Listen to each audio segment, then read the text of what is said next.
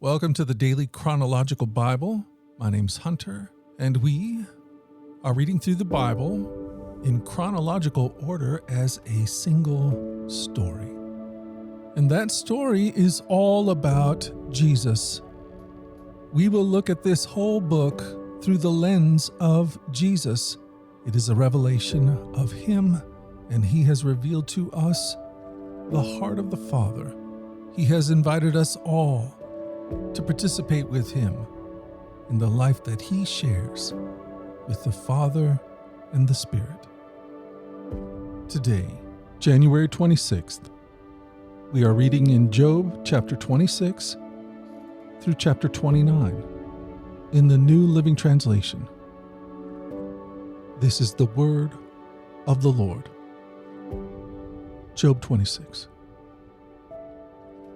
Job's ninth speech, a response to Bildad. Then Job spoke again.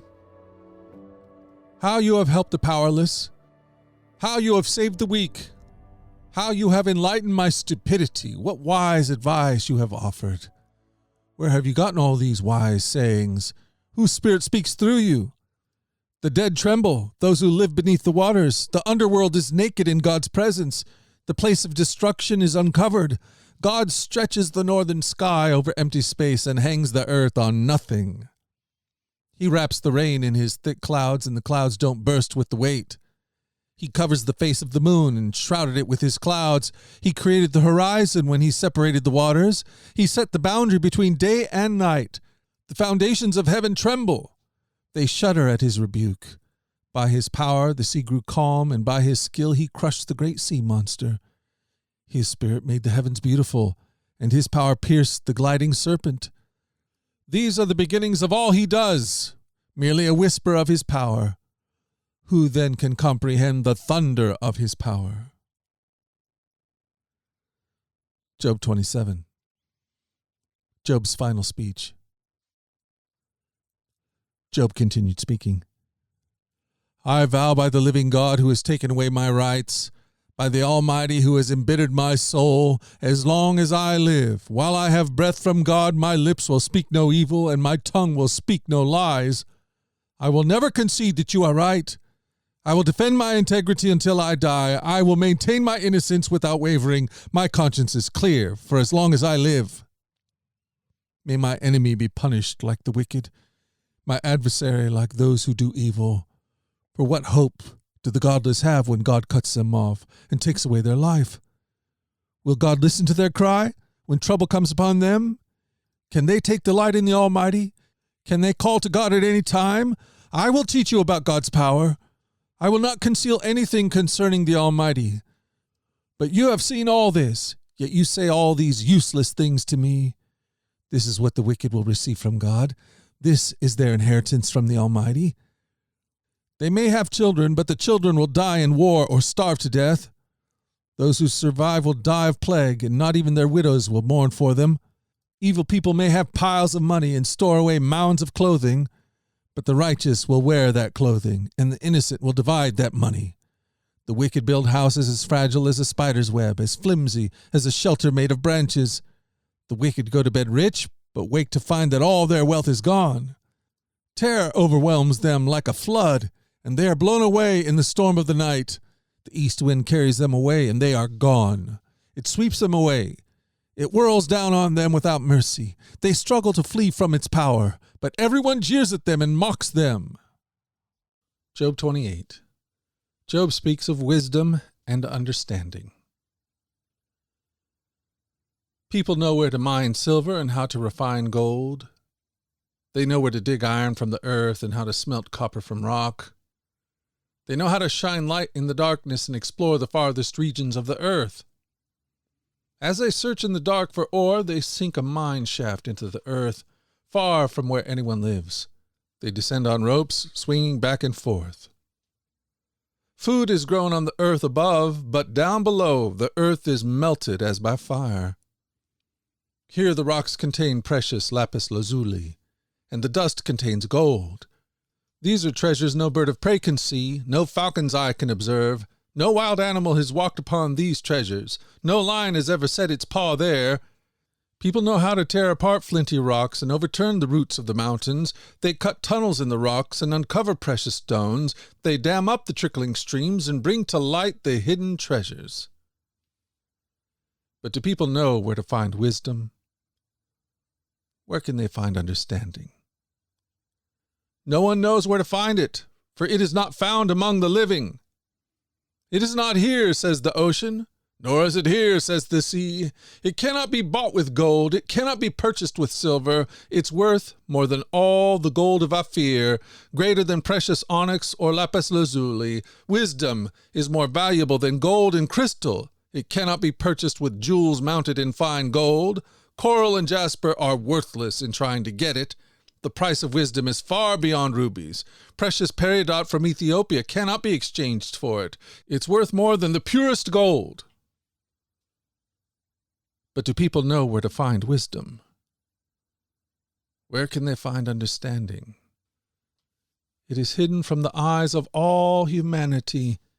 Even the sharp-eyed birds in the sky cannot discover it. Destruction and death say, "We've heard only rumors of where wisdom can be found."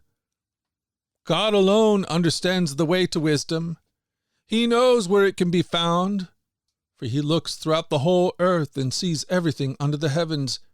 He decided how hard the winds would blow and how much rain should fall.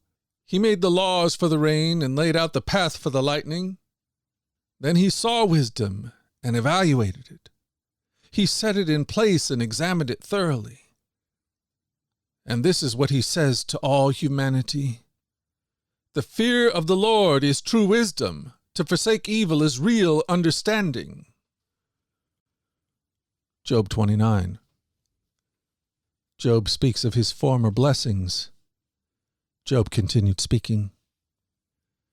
I long for the years gone by when God took care of me, when he lit up the way before me, and I walked safely through the darkness.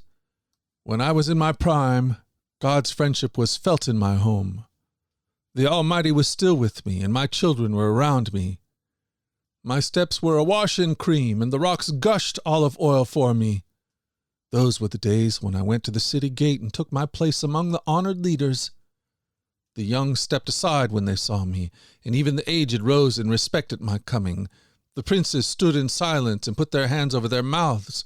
The highest officials of the city stood quietly, holding their tongues in respect. All who heard me praised me. All who saw me spoke well of me, for I assisted the poor in their need and the orphans who required help. I helped those without hope, and they blessed me, and I caused the widows' hearts to sing for joy. Everything I did was honest. Righteousness covered me like a robe, and I wore justice like a turban. I served as eyes for the blind and feet for the lame. I was a father to the poor and assisted strangers who needed help. I broke the jaws of godless oppressors and plucked their victims from their teeth. I thought, surely I will die surrounded by my family after a long good life, for I am like a tree whose roots reach the water, whose branches are refreshed from the dew. New honors are constantly bestowed on me, and my strength is continually renewed. Everyone listened to my advice. They were silent as they waited for me to speak, and after I spoke, they had nothing to add. For my counsel satisfied them. They longed for me to speak, as people long for rain. They drank my words like a refreshing spring. When they were discouraged, I smiled at them. My look of approval was precious to them. Like a chief, I told them what to do. I lived like a king among his troops and comforted those who mourn. This is the word of the Lord. The Daily Chronological Bible. Join us at our flagship podcast, The Daily Radio Bible, where we read through the entire Bible over the course of a year. In our daily reading and meditation, we open our hearts to the God who is love. Find out more at dailyradiobible.com or wherever you get your podcast. These podcasts are entirely listener-supported. If you'd like to partner with us to make sure that these podcasts continue each and every day, you can do that by going to dailyradiobible.com and clicking the donate link. The Daily Radio Bible is a ministry of the Trinity Commission, and all your gifts are tax deductible. Until tomorrow, let's go forward in God's joy. Let's let His joy be our strength. And let us always remember this, that you are loved. We'll talk again tomorrow. You take care.